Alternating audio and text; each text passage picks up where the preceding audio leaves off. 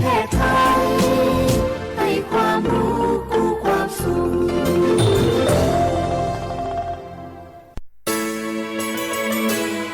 สถานีวิทยุกระจายเสียงแห่งประเทศไทยจังหวัดเชียงใหม่ AM 1476 กิโลเฮิรตซ์สถานีวิทยุภาคภาษาชาติพันธุ์แห่งเดียวในประเทศไทยที่มีความทันสมัยเชื่อถือได้สร้างอัตลักษณ์กลุ่มชาติพันธุ์สู่สากล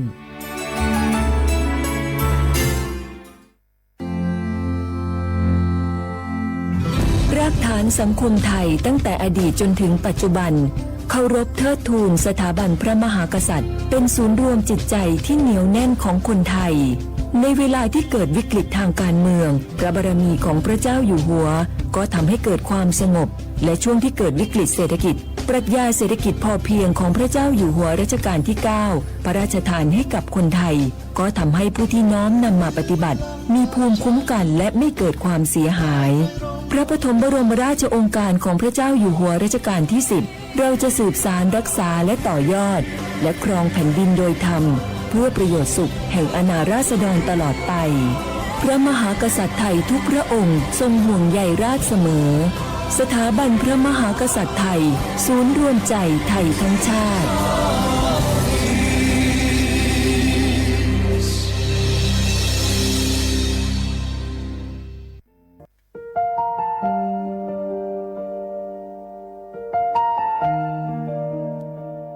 ขอน้อมเกล้าถวายอาลัย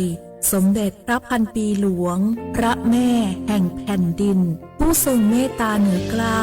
ขอพระองค์เสด็จสู่สวรรคาลัยข้าพระพุทธเจ้า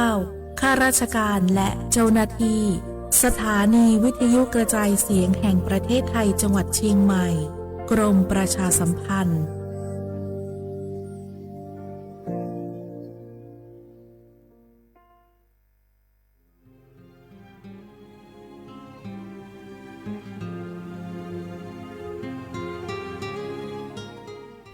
This is a moment of profound grief for the Kingdom of Thailand. The collective voices of Radio Thailand Chiang Mai join the Thai nation in mourning the passing of our beloved Queen Martha, Her Majesty Queen Sirikit. Her life was a testament to the unwavering service, grace, and deep love for the Thai people. Our humble condolences and thoughts are with His Majesty the King, the royal family, and all the Thai people during this deeply sorrowful time. We will remember her forever.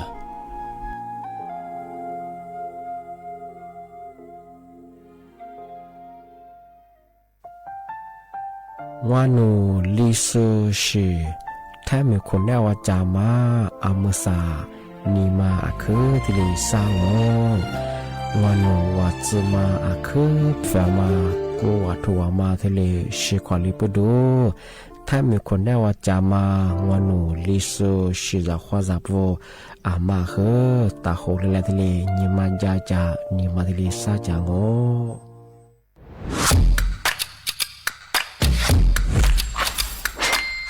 กลับมาแล้ววันนี้กับโครงการคนละครึ่ง plus รัฐออกครึ่งประชาชนออกครึ่งช่วยเศรษฐกิจไทยหมุนเวียนเติบโต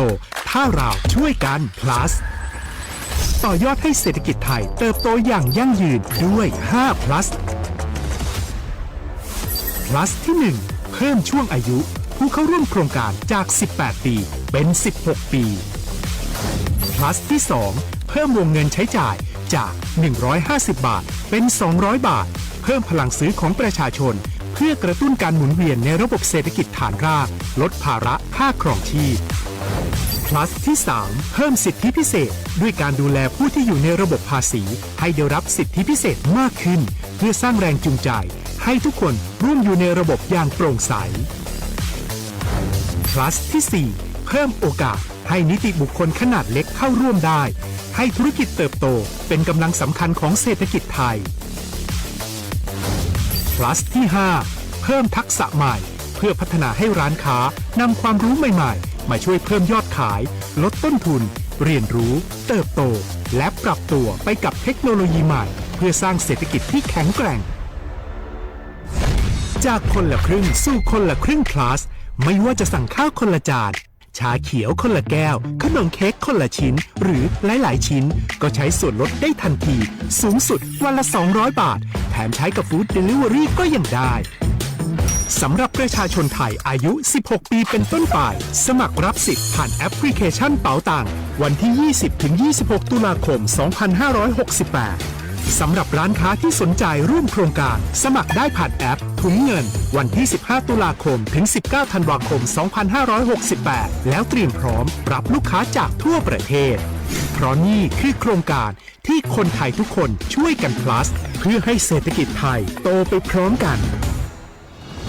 โครงการคนละครึ่ง plus ดำเนินการภายใต้เป้าหมายที่ชัดเจนของรัฐบาลในความต้องการกระตุ้นเศรษฐกิจลดภาระค่าครองชีพให้ประชาชนและยกระดับศักยภาพผู้ประกอบการไทยให้พร้อมในยุคดิจิทัล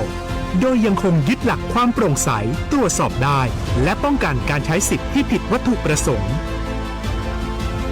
คนละครึ่ง plus เพิ่มพลังเศรษฐกิจไทยพร้อมโตไปด้วยกัน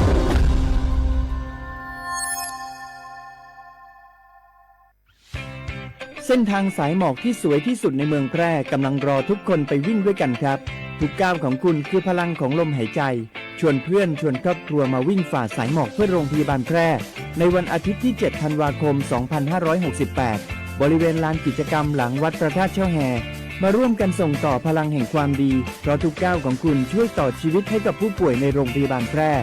สมัครได้เลยวันนี้แล้วไปวิ่งด้วยกันในวันอาทิตย์ที่ 7 ธันวาคม 2568พบกันบริเวณลานกิจกรรมหลังวัดพระธาตุช่อแฮนะครับ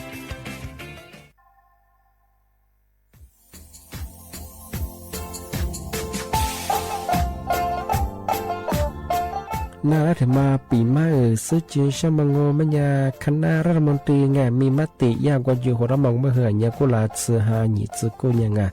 ยึดโคอยู่ตรงว่ายาสดซื้อฉีกว่าอย่าไปละมังมาเฮอแก้ไขปัญหาไงสถานะอาทิตย์เฮอสัญชาติไงเอาถ้าเป็นคนเนี่ยว่าจะส่งไงอธิบายที่ยากกฎหมายถูกว่าไปละมังมาเฮอไงมาตราที่17ไงแห่งพระราชบัญญัติคนเข้าเมืองไงพอ2งไม่อยากให้คนอยากให้หนีตัวญาหนีซึหนีกวางกันเท่าว่าถ้ามีคนเนี่ยว่าดูแลสุอาทิตย์เฮอมือจะจางบัญญัติไงอาทิตย์ว่ามีทะเบียนประวัติเฮอถูกต้องอยู่ไงอธิบายว่าสารว่ายื่นขอสถานะไงคนต่างด้าวเข้าเมืองโดยชอบด้วยกฎหมายที่ดียินหน้าบดงาที่ทายากฎหมายถูกว่าบรรมประเฮงไงมาตราที่7ทวีไงแห่งพระราชบัญญัติไงสัญชาติยึดขวงงบเฮอพศยังไง2508ไงเอาถ้ามีคนได้ว่าเฮอตาสุงโงไม่ยังไงอาทิตย์เฮออาบามันก็จะเฮออามาไงเอาว่าอยู่ในทะเบียนประวัติบุคคลไงอธิบายว่าไม่มีสถานะทางทะเบียนมาจุบะสามารถยื่นขอสัญชาติไทยที่กรุงเทพมหานครยื่นที่สำนักบริหารการทะเบียนกรมการปกครองอธิบายเราส่วนต่างจังหวัดจะสุบะว่ายื่นต่อในอำเภอตานภูมิลำนาปีขวานนแล้วก็จะบอกว่าอำเภอยี่ที่ยื่นช่องยื่นเวลาโง่ไม่ยากว่าเวลาใช้การยาขนาดถี่เนี่ยขวานยี่นวันยังไงอธิบายนี่มีกับผู้ขวานยี่ที่น่าเหี้ยโชฮาหนีซึกูยังไงยึดโคนหนีตัวเหี้ยโชซึกูกอดเสือทีนี้ยืดช่องถึงมาปีใหม่ซื้อจีเช่าว่าเช่าข้าได้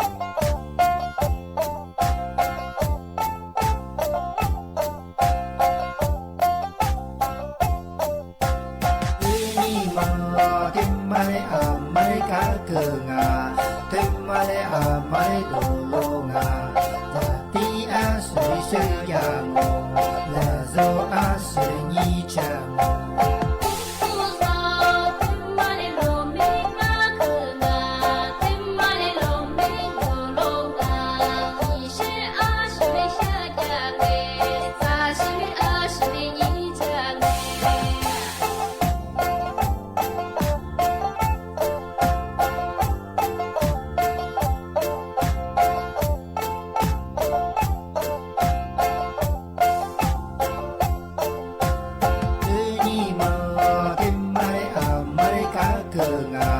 เต็มมาเลอามาเลโลโลงาตาตีอาสุริสุริยาโง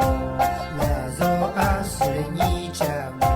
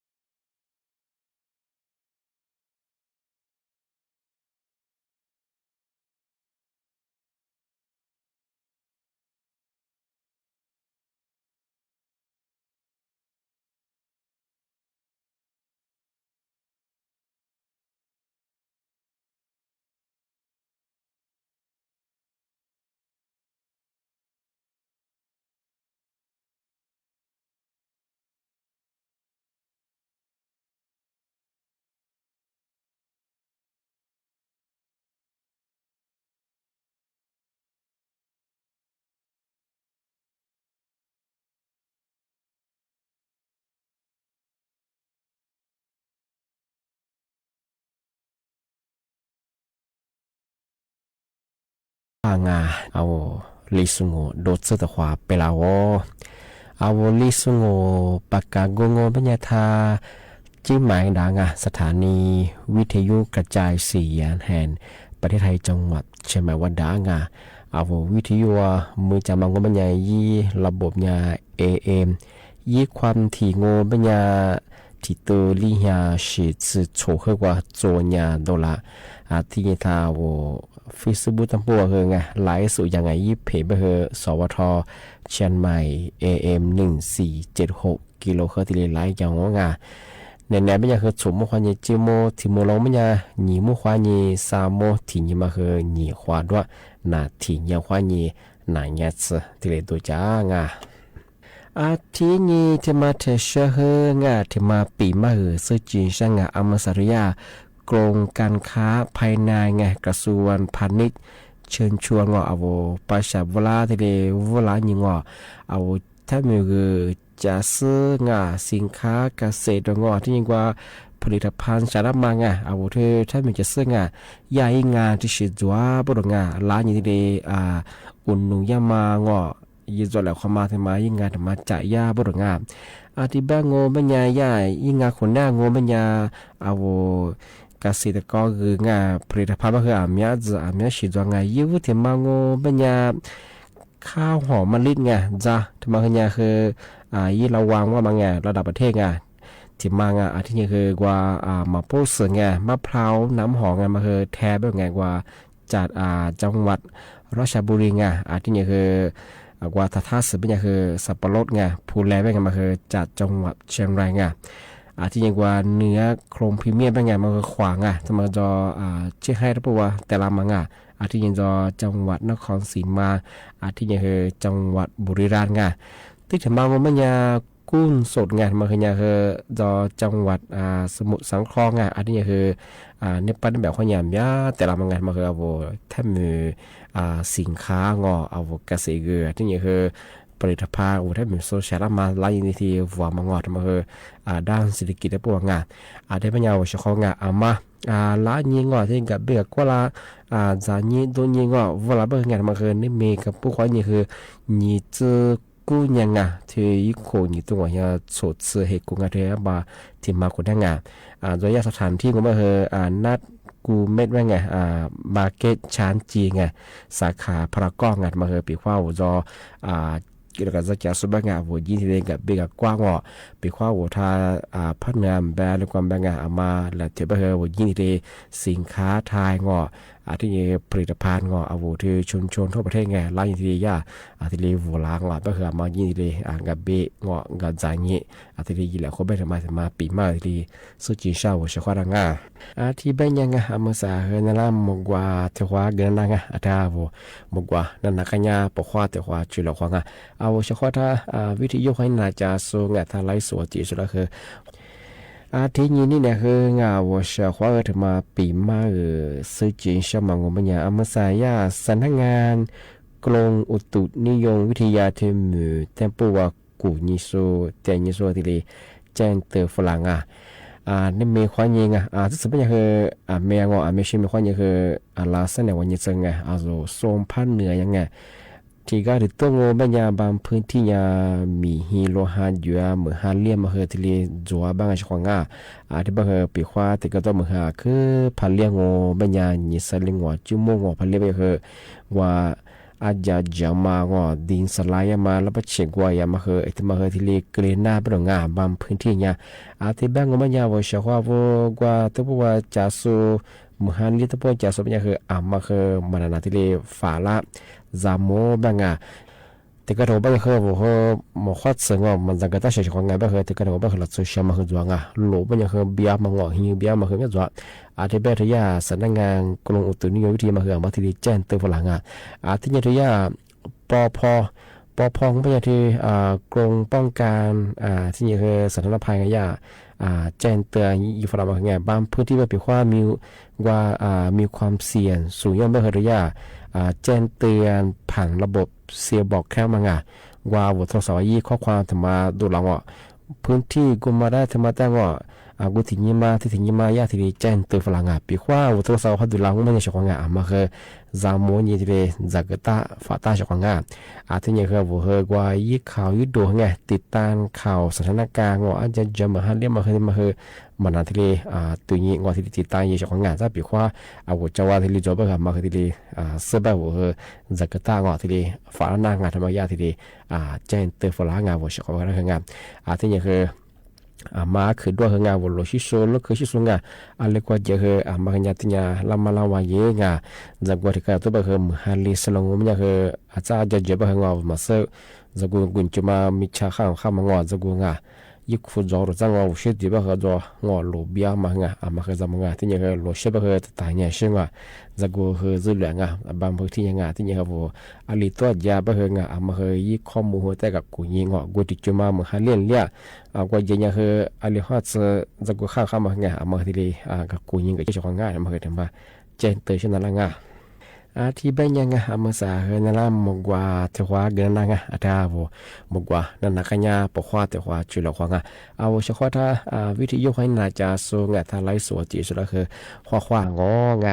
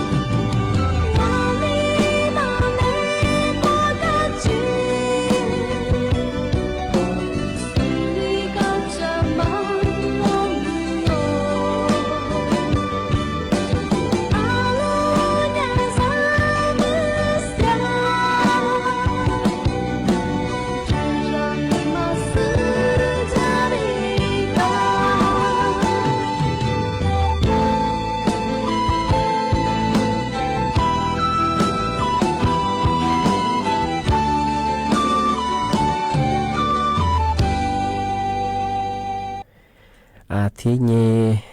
ตีถึงมังโงเป็นยังไงอามสาริยากรมควบคุมโรคไงเธอนาชีนาจิได้จิสุกว่าจิสุไงยาทีเลยประกาศเตือนฝรั่งเอาปัชาบุงอามาคือจามโมไม่ใช่จักรไงอามาสาธิตมือฮาลีจังว่ามันยานาหนีมาจวดมาญาขึ้นเหนือซูมยามางามาสังยิวที่มังโงมันยาเธอโรคไข้หวัดใหญ่ยีมาถึงมังโงมันยาโรคติดเชื้อไวรัสRSV บ้างทำไมเคยถึงมายาไม่เคยยากกว่าถ้ามังไม่เคยมือฮาลีจังว่ามันยาเคยหลักโซที่นันทมันเหนือโซคือขึ้นอย่างที่เรียนมีลาบดงามเทมาสายานายแพทย์ไงเธออธิบดีกรมควบคุมโรคไงเปิดเผยข้อมูลแบบมันก็ไม่อยากคือไงที่ก็ลาที่นำมาจะมาไงที่นี่ว่านี่สื่อสารเนี่ยที่กูเรามาไงยิ่งคนยิ่งต้องว่าเนี่ยโจทย์เหตุของผู้ป่วยไข้หวัดใหญ่เหนือสูงปัญญา30,000ว่าซื้องวทำไมเคยที่นำมาเจองที่สิ่งนี้ว่านี่สื่อสารเนี่ยที่กูเรามาที่มังที่อาบัติผลเนี่ยมังทำไมเคย30,000มาเจอที่ไข้หวัดใหญ่เหนือสูงที่นี่ที่โรคไวรัสเนี่ยติดเชื้อRSV เนี่ยคือเหนือสูงเนี่ยคือซาโตลิฮยางวัดซิลิวะที่มาคือที่นำมาเจริญงานที่สิ่งนี้ว่านี่สื่อสารเนี่ยกูเรามาที่ความมังที่บ้างมันเนี่ยคือเธอ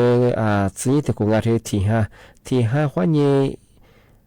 กูหานี่สิ่งที่เธอสิ่งที่กูมังเอาเธอข้าวใหญ่เหนือสูงมันเนี่ยย่อสับสนที่พิอาพอซ่องมันเนี่ยคือหัวมือที่จุ่งหัวแสนหัวมือหัวตัวชิดสิลิวัดสุดตัวเองที่นี่ชีขวัญแล้วมันเนี่ยคือหัวสกุวัดสุเสียเองที่ข้าวใหญ่เหนือสูงที่นี่ที่ถึงมาไปที่ผู้ป่วย RSV เนี่ยคือไงย่อสับสนพิอารวยมันเนี่ยคือไงที่มือโฉตูลีเฮียลิซหัวว่างทำไมนามาเหนือสูเชื่อคนนั้นยังคือนิวที่เรียกจัวปรงที่เป็นยังคือยาเป็นยังคือมีอย่างนี้โดยกลุ่มจากนี้เป็นคือบัติมาว่ายิงกูขวดนาทำมันเหนือมีอย่างเงี้ยเป็นคือมีโอกาสอันตรายยาเป็นอย่างเงี้ยเป็นข้อว่าเนี่ยพันธุ์ยังที่ยังคือนาที่ยังมาเคยยี่อาการยังคือแต่ยังช่วยเหลือเขาไปถึงเอากูดีก็มีคือนาสุดยังมีไข้เคยยังที่ยังคือกูดีก็มีคือเชื่อมันจะเชื่อจังสิริดาไปถึงที่ยังการทำงานที่บ้านก็ไม่ยังที่เน้นนามีมันยังที่ยังหมอผ่าวิธีการป้องกันยังมันไปคือมาคือเอาจางไม่ยังคือมาจากก็ที่คือแหละแพ้มีคือควาดเสือที่ยังคือเอาเพียงมินจับไปคือที่จะทำมาคือจางที่นี่คือพวกหลักสุ่มยางกว่ายากัสกามียาบ่คือหลักสุ่มยางก็ประจับบ่คือนักการนำบ่คือที่ขวัดทอค่าบ่สิที่ว่าในสิ่งเฮียบ่คือชนนาเจบ่ข้อช่วยมาคือตะกึญาถ้าช่วยบ่สิปัจจุบันนั้นบ่คือพายีพากระเบียบ่คือนักการนำบ่คือทว่าที่นี่ป้องกันบ่สินาทำให้คือที่มือคือว่านี่ซื่อสาสิที่บัดหลักสุ่มยางว่าช่วยแต่ช่วยบ่คือที่ข้าวว่าอยากเจโรRSV กันมาคือเหนือมาคือเหนือสาบง่ายมาคือเหมือนฮาริสบายียากาศมาคือมีความชื้นในหัวมันสัตว์ก็เหมือนสุบคือยีโลดมาคือว่าเหนือสาบเป็นไงที่บาคือมาคือแล้วมาละวายอยู่ของทำไมยาที่แจ้งตื่นฝรั่งไลฟ์สวัสดีสู่วิทยุนาจะสุดคือบโมว่าชควาโวทาวิทยุนาจะสุดงานซาปีว่าติดกับตัวเหมือนคือพันเลี้ยงยังยี่สิบคือที่ทวมละที่ทัวละที่ทัวมาเสือมาสมัครงานมีหิวเราเยอะบ้างมาคือยาที่ลิเจนเตอร์ฝรั่งอันนี้ไปคืองทัศซาเดี๋ยวเราเที่ยวกันนี่ไหนว่าคือมองคว้าสวัสดีครับ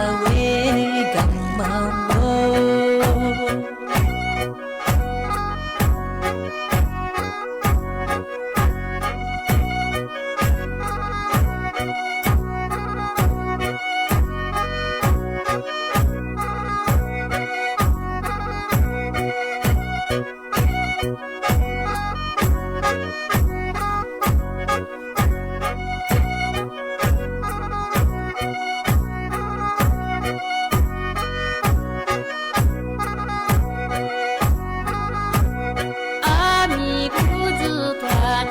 利祖玛玛，阿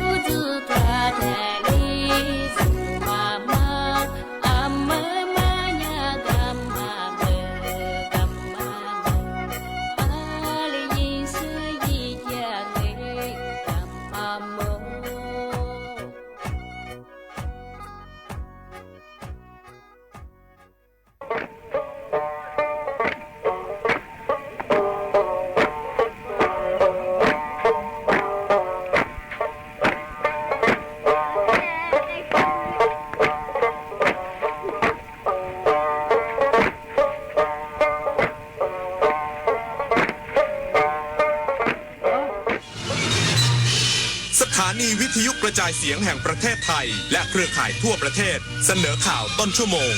รู้เร็วรู้จริงเกาะติดทุกสถานการณ์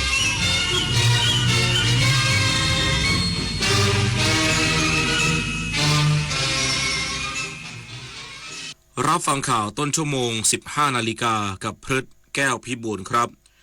สมเด็จพระราชาธิบดีแห่งบรูไน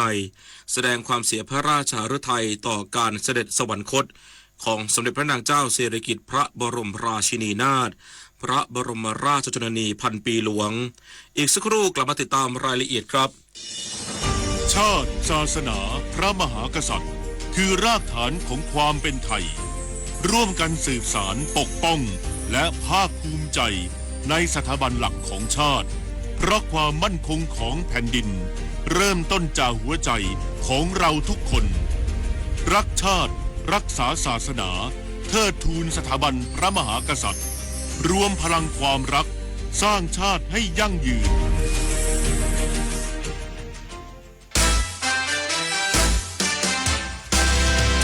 ได้เวลาช็อปได้เวลาเปย์คนละครึ่ง plus นโยบายรัฐหนุนการจับจ่ายเพื่อคนไทยทุกคนง่ายสะดวกรวดเร็วใช้สิทธิ์ผ่าน G-Wallet แอปเป๋าตังค์เท่านั้นเริ่มช็อปได้ตั้งแต่ 29 ตุลาคมถึง 31 ธันวาคม 2568 ตั้งแต่ 6 โมงเช้าถึง 5 ทุ่มตรงคนละครึ่ง plus รัฐจัดให้แบบ plus plus คนละครึ่งคนละครึ่ง ความใส่ใจเข้าใจของครอบครัวและสถานศึกษาคือภูมิคุ้มกันสำคัญในการที่จะหยุดปัญหาท้องไม่พร้อมได้ร่วมป้องกันการตั้งครรภ์ในเด็กและเยาวชนด้วยการสร้างความรู้ให้เด็กได้เข้าใจและตระหนักในคุณค่าของตัวเองมีเป้าหมายชีวิตมีทักษะที่จะปฏิเสธและหลีกเลี่ยงป้องกันได้อย่างถูกต้องเพื่อหยุดปัญหาท้องไม่พร้อม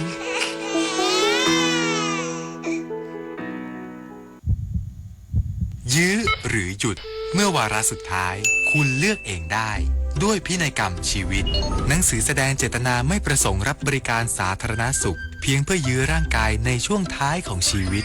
วางแผนล่วงหน้าเลือกคุณภาพชีวิตปลายทางที่ดีและสงบเองได้ให้คนที่รักรับรู้ถึงความต้องการที่ชัดเจนที่ e-livingview.nationalhealth.or.th เมื่อถึงวันที่เราไม่มีเสียงเอกสารนี้จะพูดแทนใจคุณสมเด็จพระราชาธิบดีแห่งบรูไนแสดงความเสียพระราชาฤทัยต่อการเสด็จสวรรคตของสมเด็จพระนางเจ้าสิริกิติ์พระบรมราชินีนาถพระบรมราชชนนีพันปีหลวงนายอนุทินชาญวีรกูลนายกรัฐมนตรีและรัฐมนตรีว่าการกระทรวงมหาดไทยเข้าเฝ้าสมเด็จพระราชาธิบดีฮาจีอัสซานันโบเกียสมเด็จพระราชาธิบ